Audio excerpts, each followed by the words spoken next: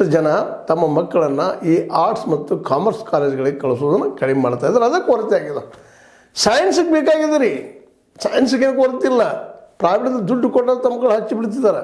ಯಾಕಂದರೆ ಸೈನ್ಸಿಗೆ ಭವಿಷ್ಯದ ನಾಳೆ ಪ್ರೊಫೆಷನಲ್ ಕೋರ್ಸ್ಗೆ ಆದರೂ ಹೋಗ್ಬೋದು ನಮ್ಮ ಮಕ್ಕಳು ಅನ್ನೋಂಥದ್ದು. ಅದ್ರ ನಂತರ ಸ್ವಲ್ಪ ಕಾಮರ್ಸ್ ಗಡ್ಡಿ ಇಲ್ಲ. ಬಟ್ ಆರ್ಟ್ಸ್ಗಂತೂ ಇತ್ತೀಚಿನ ದಿನದಲ್ಲೇ ಯಾರೂ ತಮ್ಮ ಮಕ್ಕಳು ಕಳಿಸ್ತಾ ಇಲ್ಲ. ಹೀಗಾಗಿ ಕೊರತೆಗಳಾಗ್ತಾ ಇದ್ದಾವೆ. ಯಾಕೆ ಕೊರತೆ ಆಗ್ತಾಯಿದೆ ಇದು ಮತ್ತೆ ತಿಳ್ಕೊಬೇಕಾಗಿದೆ. ಶಿಕ್ಷಕರು ಸರಿಯಾಗಿ ಕಲಿಸ್ತಾ ಇಲ್ಲ ಅಂತಲ್ಲ, ಉಪನ್ಯಾಸಕರು ಸರಿಯಾಗಿ ಕಲಿಸ್ತಾ ಇಲ್ಲ ಅಂತಲ್ಲ. 379 ಉಪನ್ಯಾಸಕರ ಕಾರ್ಯಭಾರ ಇಲ್ಲದಕ್ಕೆ ಕಾರಣ ಈ ಆರ್ಟ್ಸ್ ಮುಖ್ಯವಾಗಿ. ಅದಕ್ಕಾಗಿ ಈ ಆರ್ಟ್ಸ್ ಕಲಿಬೇಕಾಗಿತ್ತಪ್ಪ ಅಂತಂದ್ರೆ ಅಲ್ಲಿ ವಿದ್ಯಾರ್ಥಿ ಹೆಚ್ಚು ಬರಬೇಕು ಅಂದಾಗ ಇಟ್ಕೋಬೇಕಾಗ್ತದೆ ಇವರನ್ನು ಅನ್ನುವಂಥ ಒಂದು ವಾದ. ಇವತ್ತು ನಾವು ಇಲ್ಲಿ ಈ ಸಂದರ್ಭದಲ್ಲಿ ಹೇಳಬೇಕಾಗಿದ್ದೀರಪ್ಪ ಅಂದ್ರೆ ಈ ಉಪನ್ಯಾಸಗಳು 379 ಇರಲಿ 400 ಈ ಒಂದು ಕೊರತೆಯಿಂದಾಗಿ ಯಾವುದು ಆರ್ಟ್ಸ್ ಸಬ್ಜೆಕ್ಟ್ ಸಲುವಾಗಿ, ಆರ್ಟ್ಸಲ್ಲಿ ಕಾಮರ್ಸ್, ಆರ್ಟ್ಸಲ್ಲೇ ಕನ್ನಡ ಭಾಷೆ ಇರ್ಬೋದು, ಇಂಗ್ಲೀಷ್ ಭಾಷೆಗಂತ ಮಾರ್ಕೆಟ್ ಇದ್ದೇ ಇದೆ. ಅದ್ರ ಜೊತೆಗೆ ಎಕನಾಮಿಕ್ಸು, ಪೊಲಿಟಿಕಲ್ ಸೈನ್ಸು, ಹಿಸ್ಟ್ರಿ ಇವೆಲ್ಲ ಅನಿವಾರ್ಯ ಇಲ್ಲ ಅಂತಲ್ಲ. ಆದರೆ ಜನರಿಗೆ ಇದ್ರ ಬಗ್ಗೆ ಆಸಕ್ತಿ ಕಡಿಮೆ ಆಗ್ತಾಯಿದೆ ಅಂತ.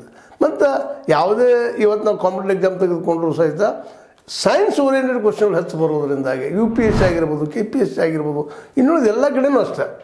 ಹೀಗಾಗಿ ಏನಪ್ಪ ಅಂದ್ರೆ ಜನಕ್ಕೆ ಈ ಆರ್ಟ್ಸ್ದ ಕಡೆ ಆಸಕ್ತಿ ಕಡಿಮೆಯಾಗಿ PUCಯಲ್ಲೇ ಅಂದರೆ ಪದವಿ ಪೂರ್ವ ಕಾಲೇಜುಗಳಲ್ಲೇ ಈ ಒಂದು ಸಬ್ಜೆಕ್ಟ್ಗೆ ವಿದ್ಯಾರ್ಥಿಗಳು ಕಡಿಮೆ ಆಗ್ತಾ ಇದ್ದಾರೆ.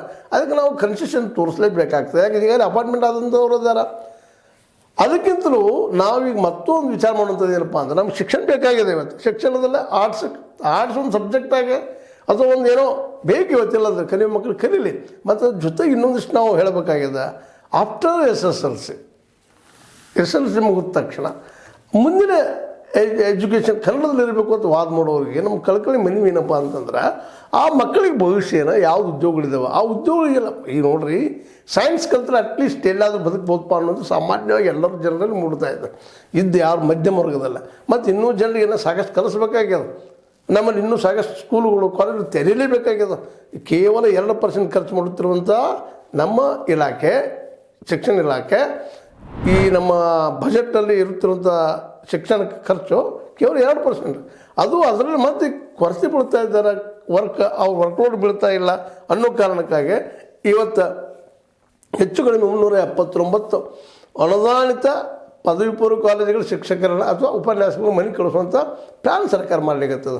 ಬಟ್ ಈಗ ಆಲ್ರೆಡಿ ಇದರ ಅರ್ಥ ಏನಪ್ಪ ಅಂದ್ರೆ ಕೆಲವೊಂದು 30 ಹುಡುಗರು ಬರ್ತಾಯಿದ್ದಾರೆ, 20 ಹುಡುಗರು ಬರ್ತಾ ಇದ್ದಾರೆ.